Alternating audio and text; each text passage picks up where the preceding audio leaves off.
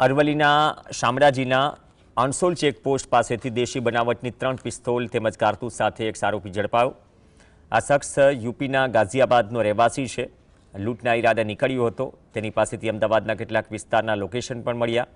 આરોપીએ બાઇકમાં ગુપ્ત ખાનું બનાવી તેમાં દેશી પિસ્તોલ સંતાડી રાખી હતી। પોલીસે 90,000ની કિંમતની હાથ બનાવટની 3 દેશી પિસ્તોલ અને 18 નંગ જીવતા કારતૂસ પણ જપ્ત કર્યા।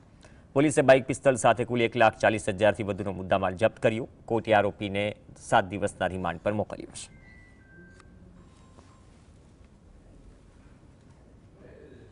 આ જે બંદૂકો મળી છે એમાં સીટ નીચે એણે જ્યાં પાના પકડ રાખવાની જગ્યા હોય ત્યાં વસ્તુઓ સંતાડેલી।